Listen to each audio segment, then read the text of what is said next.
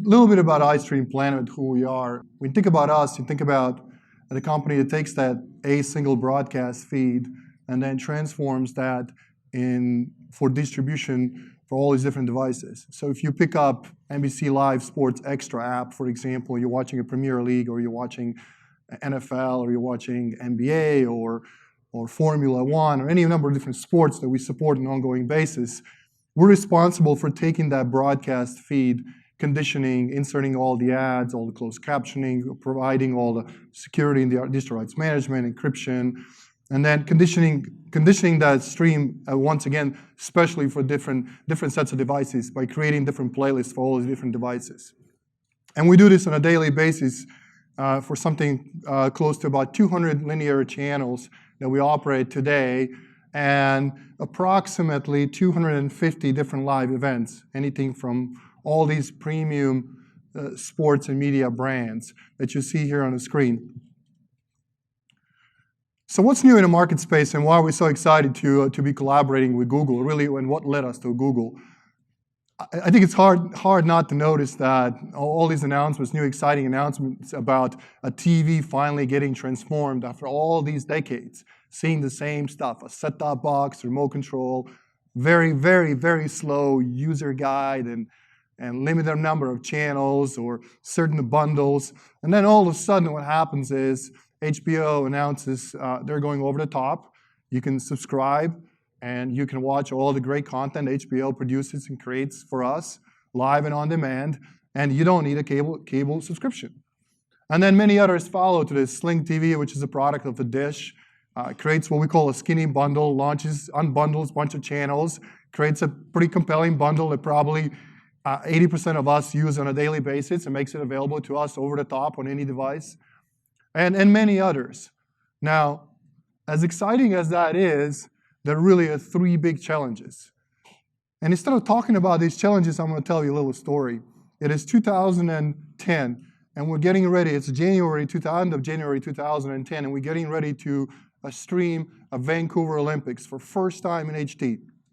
And we had 28 different live sources coming all the way from Vancouver, NBC, and Netherlands, because we had 3 different broadcasters that we were working with, as well as the Canadian folks. We had 6 channels from Canada. And I remember going back home, it's about 3 o'clock in the morning after one of those long days, turning my Cox cable, and there was only 16 HD channels at the time.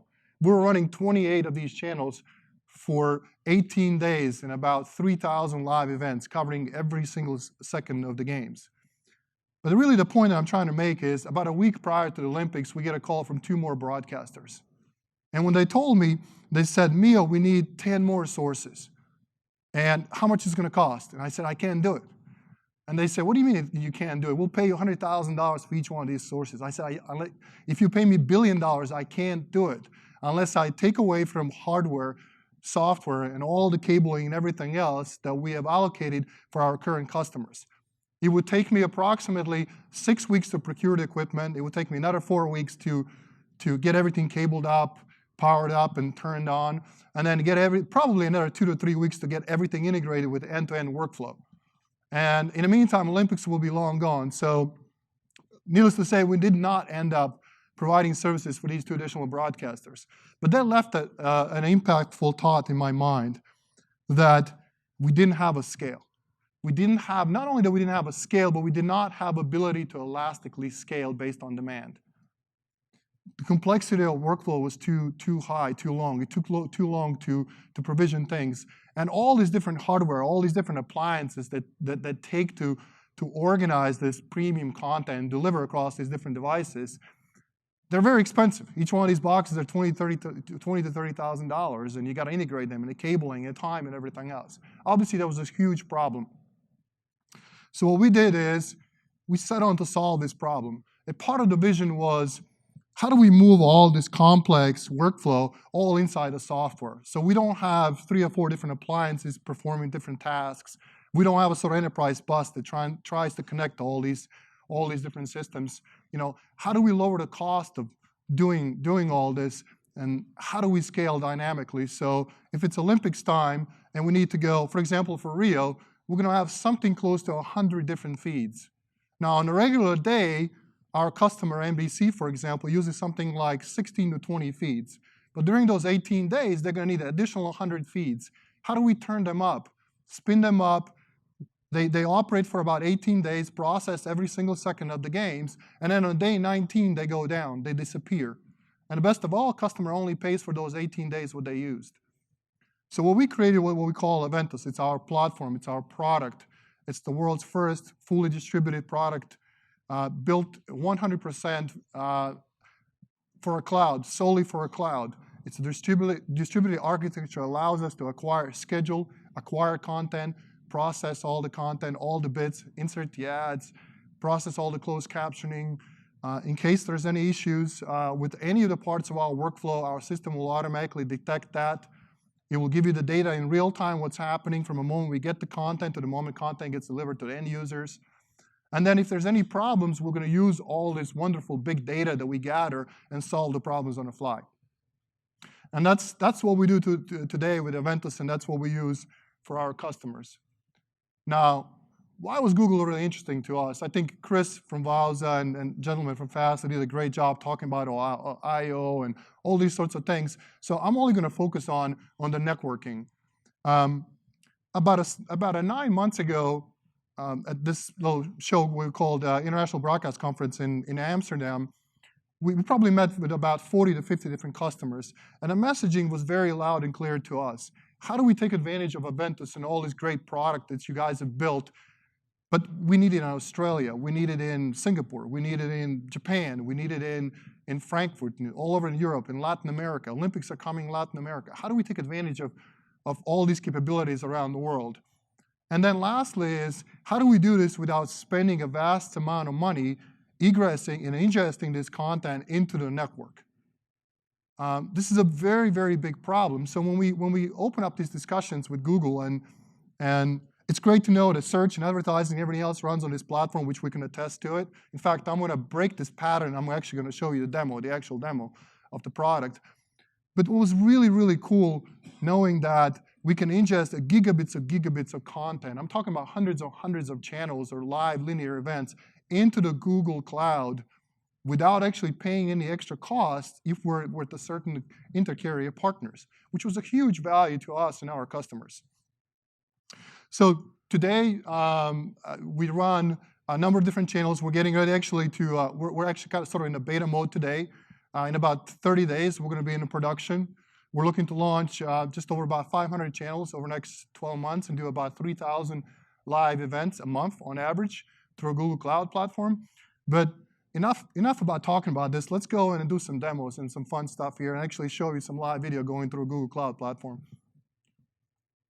So I'm going to swap this thing out, if that's okay, real quick. And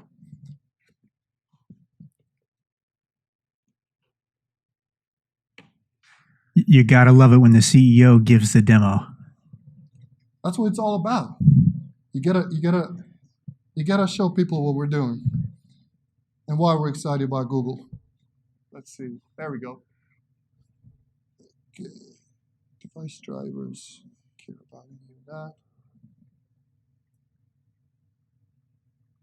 Okay, so what you're looking at right now is this is our very, very simple interface. I mean, we stole idea from you guys, Google search box. There's just one box, very simple. There's no 30 menus and sub-menus. So I'm going to create actually a new channel. I'm going to call this a GCP demo.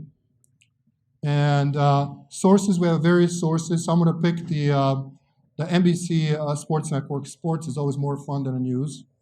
Out of our cloud video router. So we also have a capability to route all these video feeds, and then through our cloud video router, which is a part of our product, we can send this to any of Google Cloud's locations around the world.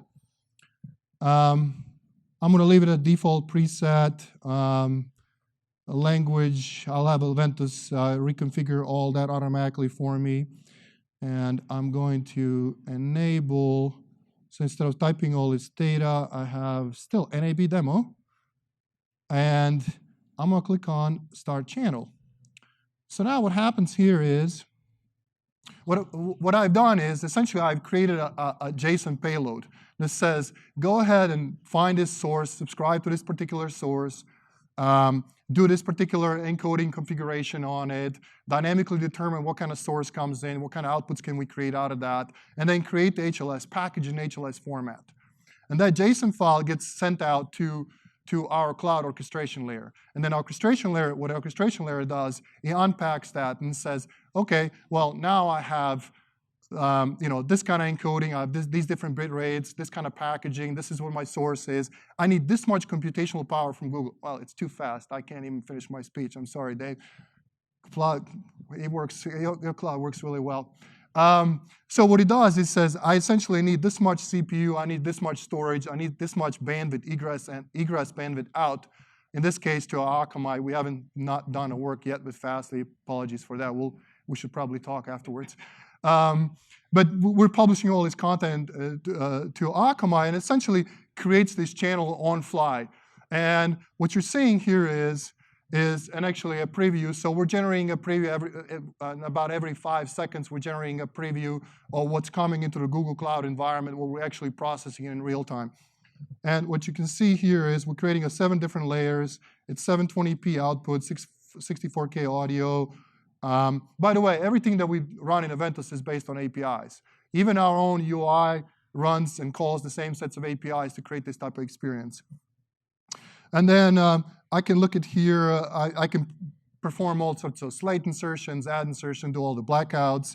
I can check my channel health, so we'll collect all the data in real time and expose that to you.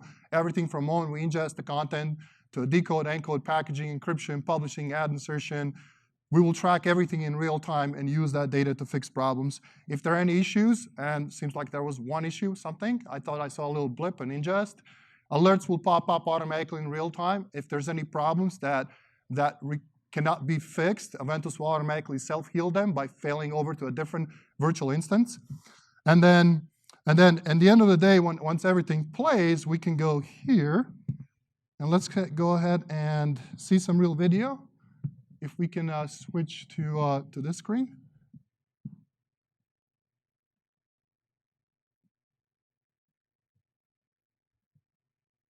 By the way, I can perform the same sets of tasks. Great, thank you guys. Perform same sets of tasks off my iPad. Looks like there's some source ingest issues. Let's see. If we click on this, we should be seeing video here shortly. What do you think of this? Those are the source issues that we're seeing in alerts. So this is actually source that's getting routed from Stamford, Connecticut, all the way from NBC's facility down into Las Vegas to the Google Cloud. However, do you factor in the size of the game? It's a huge game. I talked to some people in the league office, and at times when that player who's guilty of that hit. So it looks like we're having some source ingest issues that's coming from Stanford, but and if you can, so that's the video playing. Apologies for source ingest issues. But if you can tell, if you can switch me back on the previous screen, well, actually, I will show you here. You can see that Aventus has already detected that. So if I look at in my alerts, it's going to tell me lost incoming stream data that's coming in, and that's why it's having a performance issues.